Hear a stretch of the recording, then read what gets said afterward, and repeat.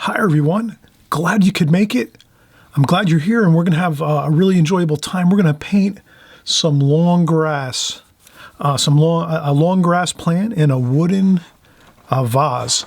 And this is a really interesting thing here. I zoomed out my camera so we could kind of take a look, but this is the long grass, you can see. So a very simple painting actually. So we're going to have fun with this. It's going to be a simple exercise of just freeing up with our brush. We're going to kind of go over the techniques of how we're going to do this, but this is just a real fun thing. This is in my house. I have this plant at my place here, and it's really quite interesting and enjoyable. And then it's a wood vase, so you can kind of see the details a little bit of it. It's a wood vase, kind of rectangular in shape, and it kind of cones down a little bit like this. And it's got some fine wood and parallel, or I guess these are horizontal wooden sticks. And there's some little fine details with some twine. So this is interesting. It's a dark wood, like a dark brown with some reddish color to it, and a lot of interesting color to this. And the green long grass, and there's some yellows in there. So we have some cool colors, some interesting colors. And I'm going to set this across from me, and then we'll draw and paint it. So let's have some fun here. I'm going to set this across from me to my right. I encourage everybody to try to expand your horizons.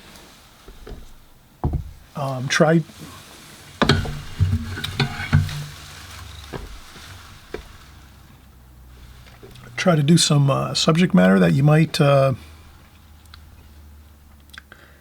not necessarily always do on a daily, on a continuous basis. I mean, everyone's got their own favorites, their subject matter, but I like to always challenge myself and just pick up anything, a piece of fruit, a pencil, a paintbrush, a cup, a mug, anything, and just draw it quickly and paint it, for like a 10 or 15 minute study. So that's kind of what we're going to do here.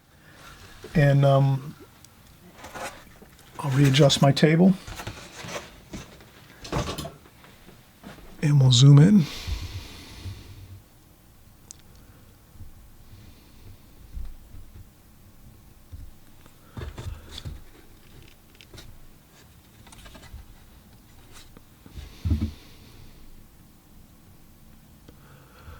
All right, that's good. And I'm just going to use a regular mechanical pencil, and we'll use for our brushes just a couple round brushes, sable brushes, a 6 and an 8. These are travel brushes by Da Vinci. And then we'll use a needlepoint brush, a really excellent quality needlepoint brush. Alvaro Castanet makes these. He has them on his website. A lot of people ask me about this brush. It is a unique brush. Not a lot of people seem to be familiar so much with this, but you get some really beautiful fine lines in your watercolors with this brush, and it's just a perfectly crafted brush with lots of area in the brush to hold a lot of water and paint. And then the needle point is very, very sharp, so you get really, really fine details, which is awesome. So those are going to be our 3 brushes, and we'll start here and just do a quick, simple contour drawing. So I'm just going to look across from me, and I think I'll start here. The main thing I think with this is let's try to kind of fill up our paper with subject. So we're going to put our long grass and vase in this rectangle here, but let's really fill up the page. So let's do a super light preliminary sketch first, just so we kind of get an idea of how we're going to do this. I'm going to go pretty low with the base of the vase, and then it goes up and goes more straight, and the same thing here, comes down. Just a super light preliminary sketch. And I like to do the preliminary sketch like in a contour fashion, but sometimes it doesn't always. I used to do a lot of drawing or sketching without doing the contour style. So basically, a contour styling, most of you are probably familiar with the contour drawing.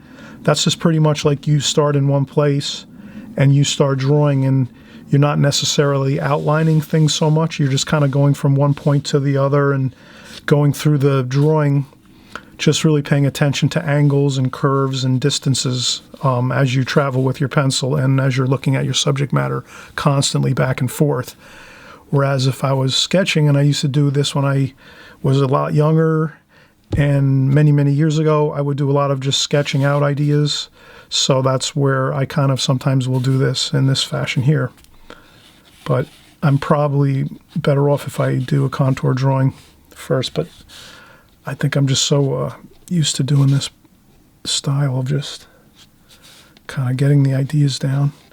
Now this is, to me, seems like I went too tall with this vase. I made the vase too big, the wooden vase we were just looking at.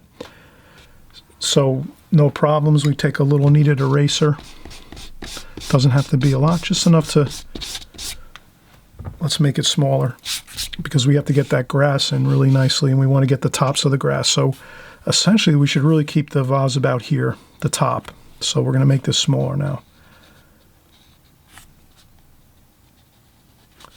And that's what's good about starting out and doing a preliminary sketch really lightly, because you can really sort of, in your mind, plan out how it's going to sit on the paper in regards to the rest of the subject matter. So I kind of saw that up here is way too high, because when I start doing my grasses, they're going to be way up here off the page. So we'll stick with our game plan here. We're going to make this smaller, the vase.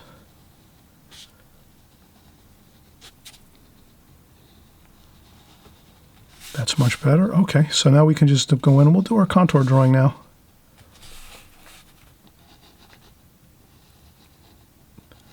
And I'm going to make those horizontal like sticks that are glued to the vase. That makes for a nice, really interesting band across the vase. And it's a little bit higher. And again, I went over the line there a little bit. And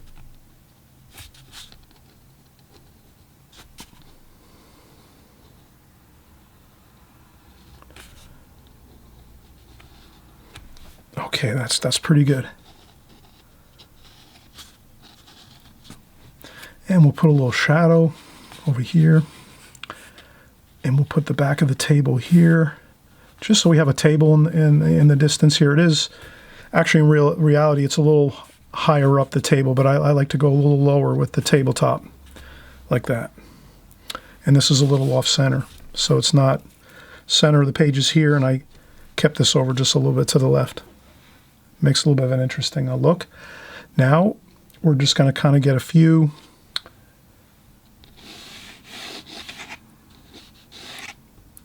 and this is kind of simple. It's just a matter of kind of looking over. I'm looking over and seeing how this looks. And then here we're just lightly, we'll do most of this with the brush and paint. So no worries about getting the pencil lines in much more than just some, I would say here, does this make sense? We know we're going to do a lot of lines with our paintbrush, with our needlepoint brush. So no need to draw in all the grass as we are looking at this. We're going to do that with the brush and paint mostly. However, most of the grass is all going straight up like so, but there are a few that are kind of bending over here and there like so, and kind of, turn a little bit like bent, coming forwards even this way in front like that. So let's get some of those. And they come down pretty far like this. One comes like that. So let's get a couple of those that are the more kind of like odd ones that maybe are a little more difficult, let's say, to maybe do with a brush if we didn't have it planned out. So let's plan out the difficult ones, the difficult grass blades. So these are blades of grass here, really fine blades of grass, all kind of just flowing out real beautifully out like this to the top. And then there are a few that are kind of curving over. So those are the more challenging ones that we would have maybe a more difficult time if we were with our brush and we were painting and all of a sudden we're trying to translate what we're seeing across from us. So this way, these are really good. We have some of the more difficult pieces of grass here that are coming across. We're going to, we'll draw those in, and the rest are all pretty much going to be just with the brush and pretty much straight upward strokes like so. And that should be good. All right, we'll start in. We'll get our water, and I use a large plastic collapsible water container, fresh clean water, and I set that down right next to me here. And I have my regular palette. And if you're new and you haven't really been following me too long, you can always go back and look up. You just type into YouTube search "My Palette" by Chris Petri. Again, it's just 2 words: "My Palette" by Chris Petri. You type that phrase in, and you'll get a quick video, maybe 15 or 20 minutes, where I go over all the colors in my palette and what palettes I use and so forth. So, and I think I have 2 or 3 other videos on palettes too as well that are interesting. And I always like to mention, if you haven't subscribed, please consider subscribing. We do new videos each week here on YouTube, and you can join along in the fun. And we're always kind of trying to do a little bit something different, so you'll always kind of have some different things to work with. And if some weeks you don't like maybe some of the subject matter we're covering, you can just come back the next week, and if you find something you like, you just pick and choose what you like to do. But I tend to like to change around a lot and do different things, subject matter. Okay, so let's get into it here. I'm going to go with some burnt umber, burnt sienna, raw umber, French ultramarine blue. So we're going to create a nice dark wooden vase here. So I'll just pick up a lot of the dark colors out of my palette. Maybe a little bit of alizarin crimson. We'll just have fun with it. Light's coming from the right. So I like to make my light insignia up on top.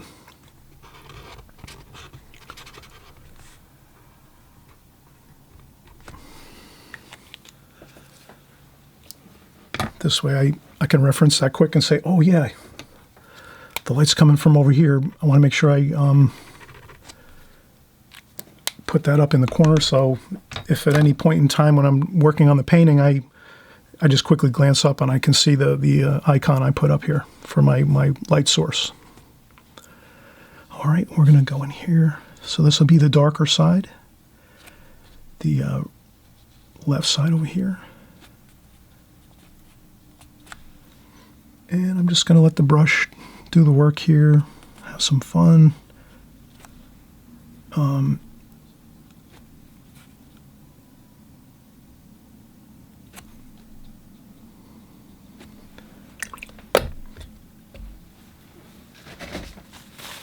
Sometimes if I want to dry my brush, I'll just take a tissue and dry off a little bit of the water. And a little more raw umber. And I guess up here is going to be pretty dark in shadow. I'll make some purple too up here.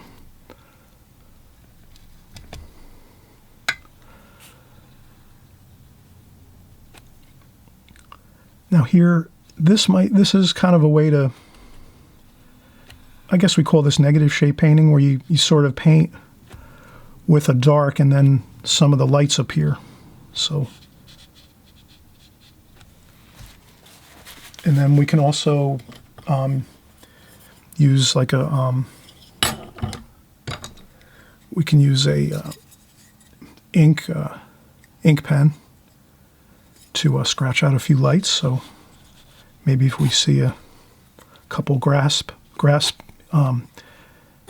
blades here, we do a couple like that. Gives us a little feel of the grass coming over by the top, by the closest part of the vase.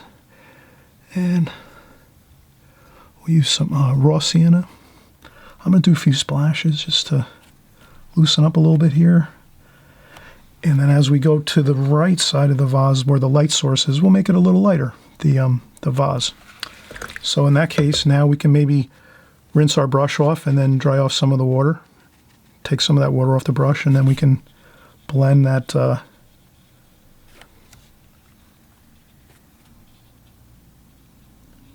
blend the paint over.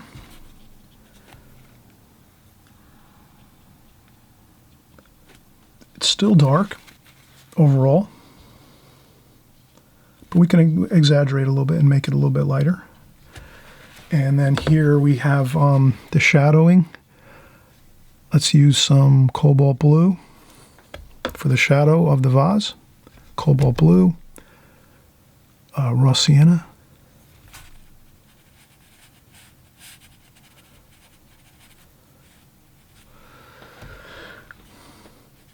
And just a little indication of a shadow works pretty well.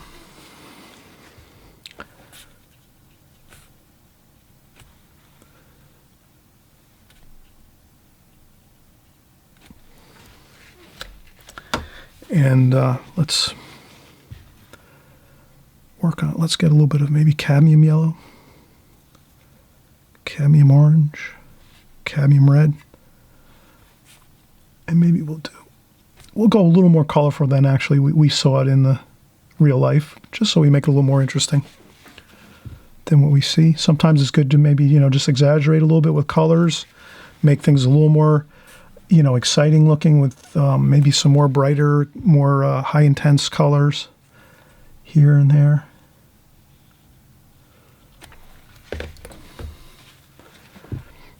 And then you can always tone it down if it looks too exaggerated, or let's say if you want to change it back, you can always add a little.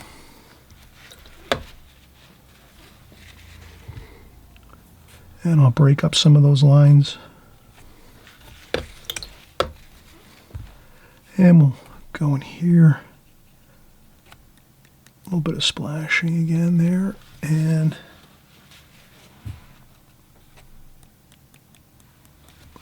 that looks pretty good. And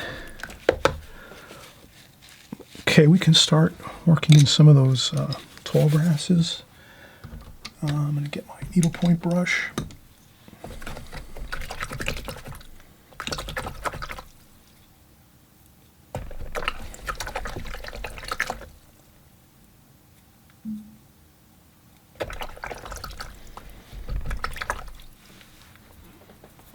And then I'll work some greens here. We'll use some sap green, olive green,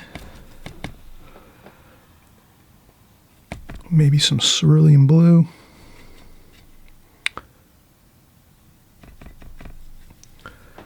So here what we like to do is make a nice variation of greens and maybe some cadmium lemon yellow. So even some more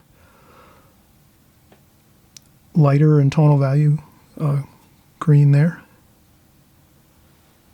And then we can just start going in and we'll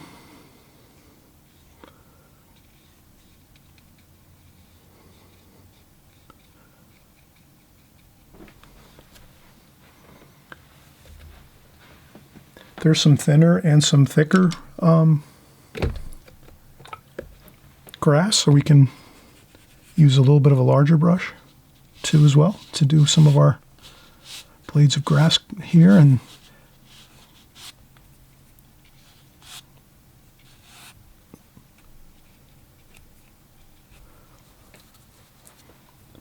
I think so far this is coming along good. It's, looks, I'll use some of the cooler cerulean blue here in the shadow side. There's more shadow over here, and maybe some blue. And again, the fun part of this is just being free with the brush. Of course, I added some blue in there. If you don't want to get as diverse with your colors, you can stick more with the greens. That's fine. It's your watercolor. You can, create the colors that you like, most.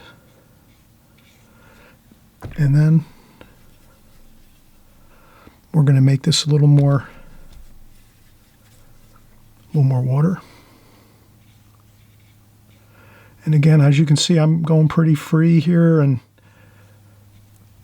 just taking my brush. I'm holding the brush up high. And then just sort of, it's more of an arm movement. So I'm just moving my arm around. And that seems to be able to capture that feel better. So if I was really tight and holding my hand on the paper, you can do it that way too. Or you can just, keep your arm free and then do it that way too as well.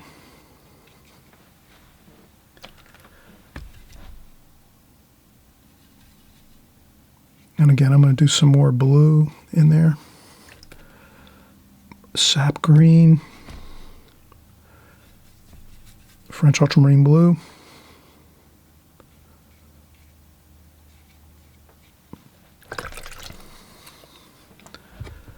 Then some more, a lot of cadmium lemon yellow. I can mix up over here a little bit. So we did a little more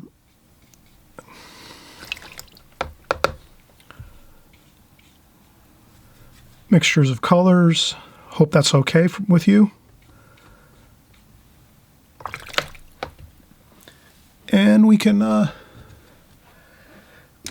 use our round brush again, and we can maybe just we'll take some cerulean blue and some splashes here and there, just a little bit. Couple splashes around, a little scrubbing around, splash, do a little interesting marks on the paper. And then we'll get some color along this table edge there. So we have a white tablecloth, and with that white tablecloth, we'll add in some color to make it interesting. So we see the border of the table.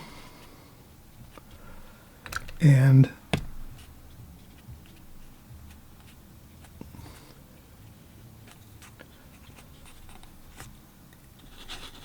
little bit of scrubbing and tapping. If something doesn't look perfect, you can always tap some color off with the paper, with a tissue.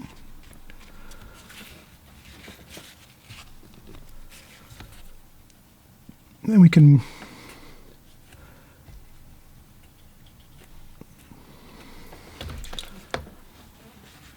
maybe a little bit of I like to, if I have red down here and orange, I'd like to just do a little bit of splashing up top with the color.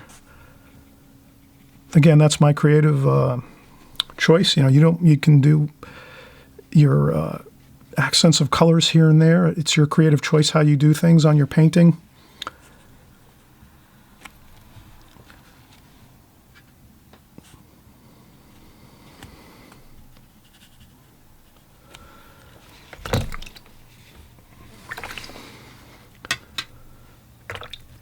And I use blues and some purples and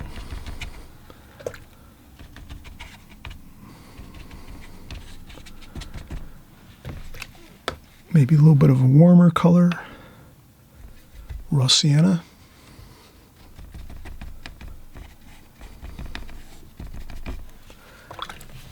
Again, just a little bit of warmth with some raw sienna to like get a little bit of color on the paper, just a really light tone on there. And a little bit of blue over here. And the same, let's do a little color on the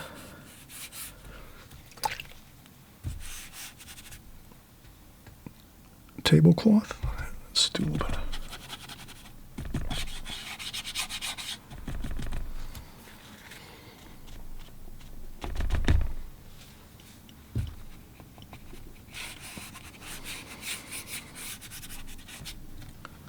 All right, I think that's plenty good. I really feel like we have a good feel for the essence of what our subject matter is. A wooden vase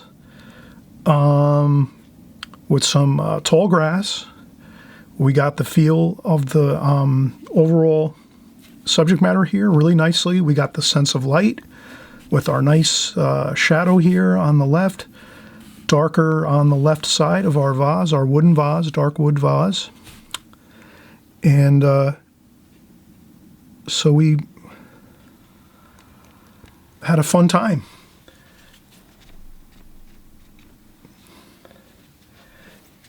And I think this is pretty good. I'm going to actually, a couple more.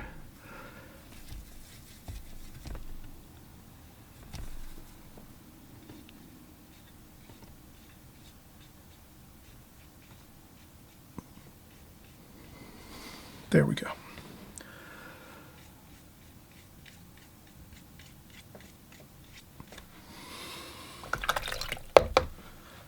Okay, and we'll just peel off the tape here and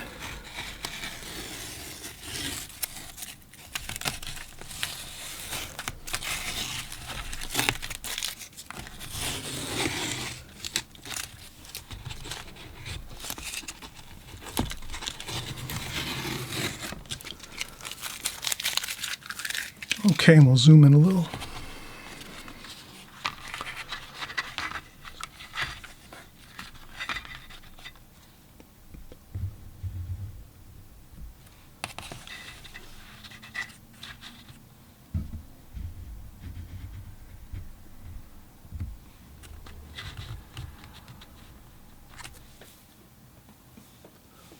I hope you like this, everyone. Thanks so much. Please give me a thumbs up if you like this. And we'll do more, too, on future videos.